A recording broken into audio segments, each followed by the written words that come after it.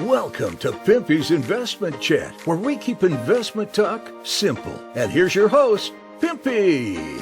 What is going on out there, peeps? All right, had a great chat earlier today. As a matter of fact, the chat grew into something pretty big. And I was trying to explain all the different things that affect the Iraqi dinar.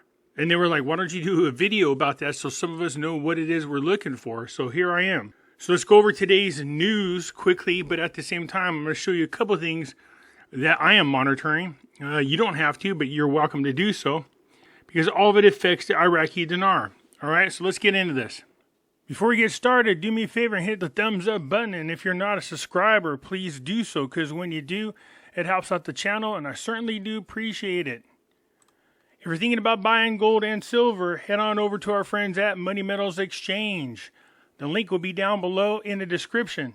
If you are a first-time buyer and you spend more than $100, use promo code Pimpy Silver. Yes, it has changed. PIMPY-SILVER. So if you're watching this video and it's an older video, make sure you check on current videos, because the code is going to be changing from time to time from now on. Also, I can be found on other platforms. Everybody knows I have my own website, Pimpy's News Network. Over here, I post videos that I can't get away with over on YouTube. Also, I have a group on Facebook called Pimpy's Investment Chat. Over here, we do talk about gold, silver, cryptocurrencies, as well as foreign currency investments. Come on over here and join us. It's free to do so. You can also come follow me on Twitter, MeWe, YouTube, and Odyssey. The links for all these platforms will be down below in the description. So for whatever reason, if I get removed off of one platform, you could find me on the others. If you've been listening to my channel for a while now, then you are aware that there are other things out there that contribute to the Iraqi dinar's exchange rate.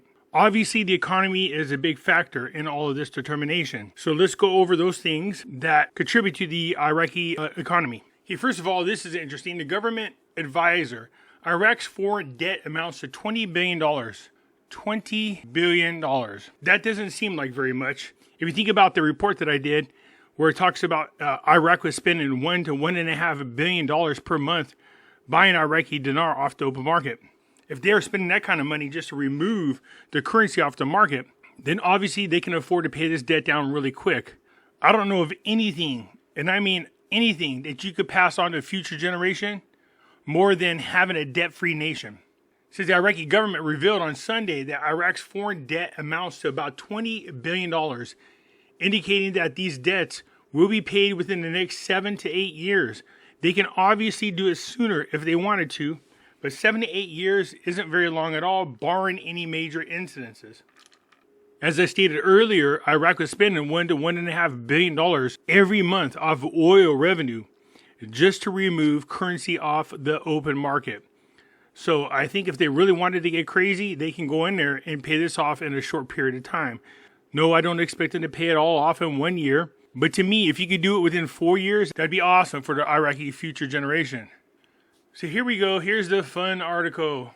Rashid and Romanowski discussed the Iraq water file in the upcoming New York conference. So over in Iraq, there's been somewhat of a water war going on. You have countries that are right above Iraq, in which the Tigris River comes down, building dams on this river. And they are reducing the amount of water that comes down into Iraq's rivers. You have the Euphrates as well as the Tigris.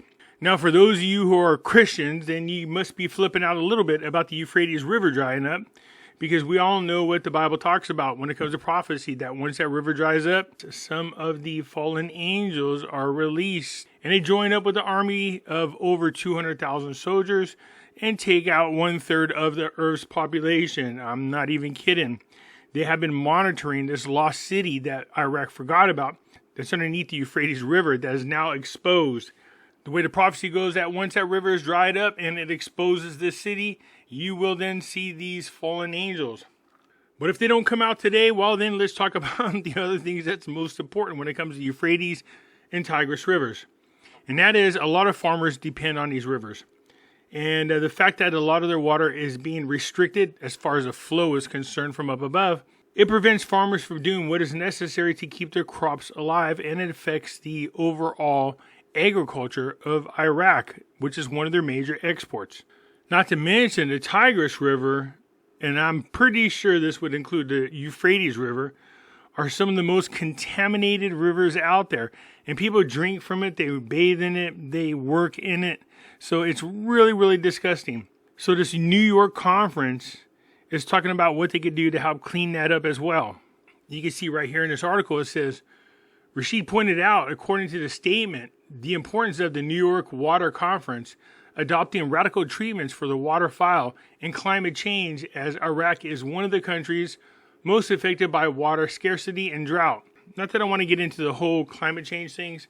As you can see here, there are dams above Iraq that really affect the water flow.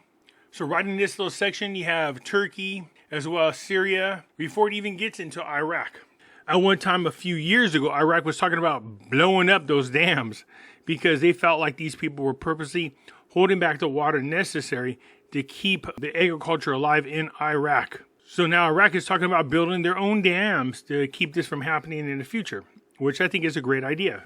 Because as of 2023, you can see right here, it says levels of Iraq's Tigris and Euphrates plunges in the south. But the water is very dirty, it's very contaminated. So at least the river is there again. And this came out today, as Iraq's Tigris and Euphrates River have witnessed a sharp decrease in their levels in the south of the country. Officials said on Sunday, pledging to take urgent measures to ease water shortage. The water ministry blames the situation in some southern provinces on the low quantity of water reaching Iraq from neighboring Turkey. See, so they're not blaming it on climate change. They know what's going on. The amount of water that Turkey is allowing to come through its dam is under half the amount they agreed to in water rations, which is the meeting that they have coming up. Again, you can see right here, it says the Tigris and Euphrates River levels plummet in Iraq. And this is an article that came out today. Water levels of the Tigris and Euphrates rivers in Iraq, the headwaters, which originate in Turkey, have plunged 30% in the recent days, according to Iraq's Ministry of Water Resources. Iraq has long accused Turkey of holding back water in a network of giant dams built between 1970s and the present day. And that's exactly what they're doing. And this is why you heard a few years ago, I don't know if you guys remember this, but Iraq was talking about blowing up their dams. They said they had enough. Turkey and Syria keep playing games and they want to blow up the dams and let the water flow freely. Since Turkey started doing this, it says, since then, flows from both rivers have declined about 40%, cutting off a significant percentage of Iraq's fresh water, although climate change has, I like how they also throw in climate change. You know, whatever. The point is, if there's people above you who are damming up the water and they're restricting your flow, then that's something altogether different. It doesn't have anything to do with climate change. I had mentioned that between Syria and Turkey, there were something like 400 dams that were built. So I said, no, there's not.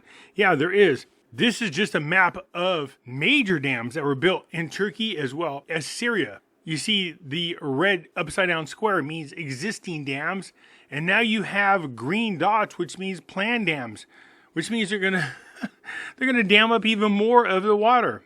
This Tigris right there, this Euphrates right here. Look at Syria's dam there, dams. Don't say that there's not. Although that's not 400 upside down red triangles, you get the point. This is just the major ones. But I have been monitoring the weather over there in Iraq. I know that sounds crazy, but this is how involved I am into this. Okay? This is the International Space Station. And so what happens is it flies over all the different countries every day.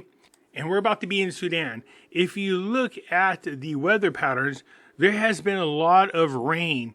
And I mean a lot of rain all over the globe. Here in California, it's still raining. And we just got snow yesterday. I haven't seen this much snow where I'm at since I was in high school. But we also know that there's weather patterns, El Nino, El Niña. So we are in the El Nino, which is a weather pattern that's very wet right now.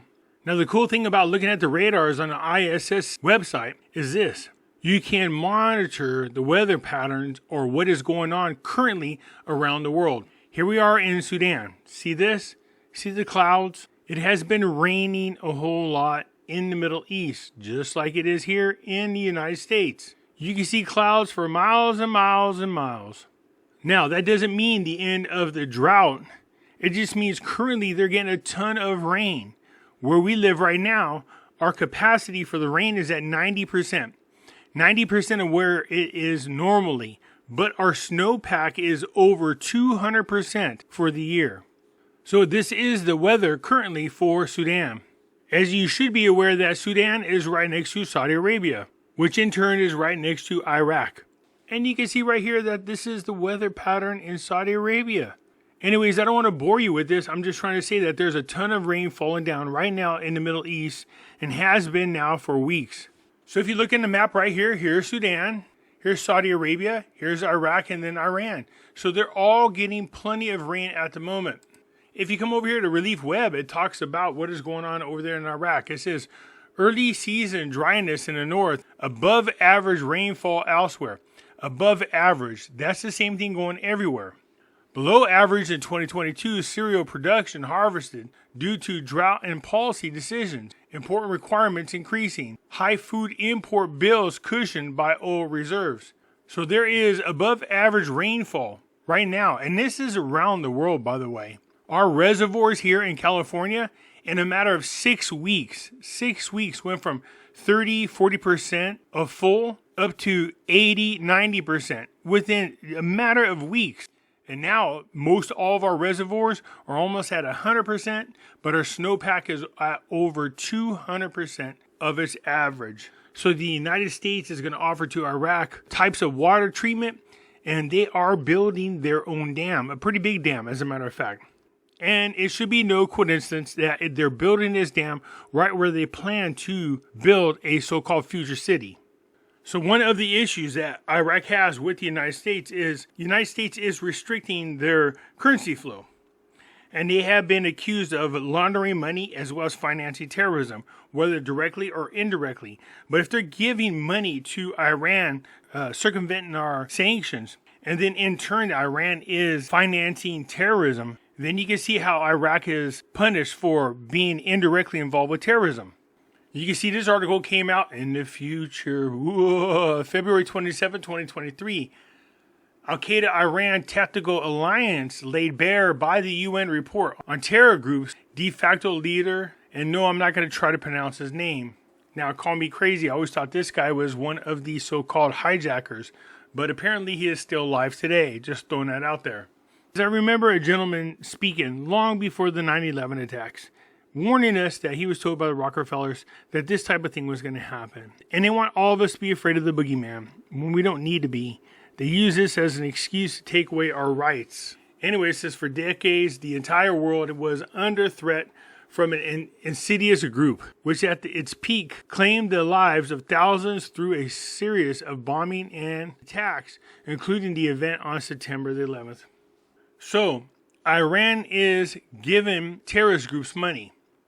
And since Iraq is being accused of handing US dollars over and circumventing our sanctions to Iran, this is why Iraq is in the position that they are and why it is the United States is restricting the amount of dollar flows into that country.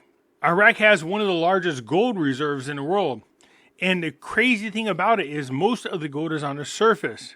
But you can see right here that Iraq's central bank is doing a lot of what central banks are doing around the world, which is increasing their gold reserves, their gold holdings. And that's why I keep telling people, look, do as they do, not as they say. You should be doing the same thing. You can see right here that Iraq went from 96.42 tons and jumped up in July of 2022 to 130.32 tons. That's just shy of 40 tons, which is awesome. Now, when I tell you that Iraq has all kinds of exports, including agriculture, that's being affected by the water restrictions, but they also have another type of exports that they do. And for some reason, there's not a lot of energy focused in this area for whatever reason. I'm talking about the gold. Let me show you what's happening over there in Iraq when it comes to gold mining. Deep in the sewers of Baghdad, there is a living to be earned. These men are panning waste from jewelry shops, hoping to find tiny flakes of gold and silver among the dust. Standing in the contaminated water of the Tigris River, they say panning is just one part of their work. We submerge the dust into water and stir it by hand so that mud and waste can float up and metals deposit. We repeat the same process for hours every day.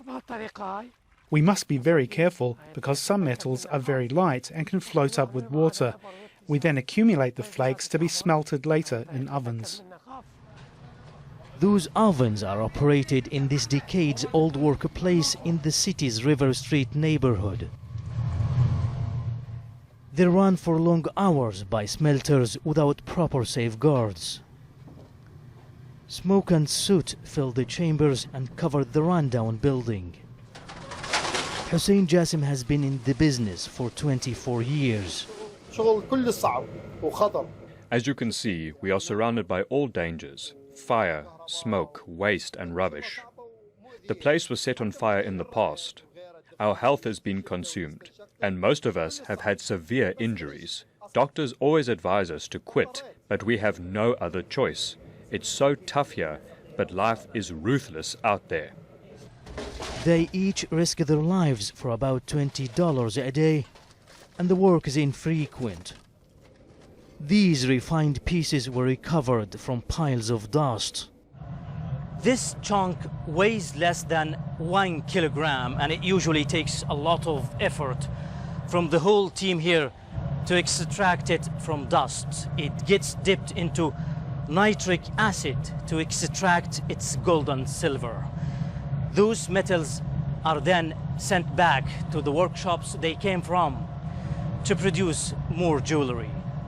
Craftsmen say their profession has declined in recent years due to a rise in imported trinkets, but they continue to earn what they can. The flakes from the jewelry that they mold wash down the sewers and end up once more in this narrow, grim alley. And the smelters battle the noxious fumes to retrieve the precious metals and send them back once again. Well, as you can clearly see, most of the mining is done primitive.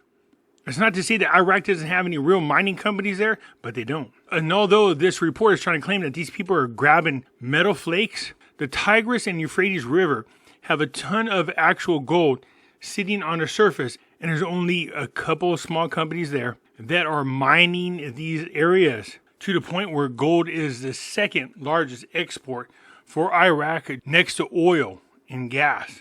You can only imagine what would happen to Iraq if they would allow an actual mining company to come in there and mine all the gold in these rivers. It's not that easy. Trust me, I found out. I tried to get a major company over there into Iraq to do mining for gold, and no can do. Because the government is so corrupt, you have to grease the palms of a lot of different politicians just to get the permit to go in there and work. Anyways, you guys, these things affect Iraqi Dinar in more than one way. I thought I would share this with you. Let me know what you think down below. I look forward to your comments, and I'll get back at you later. I'm out.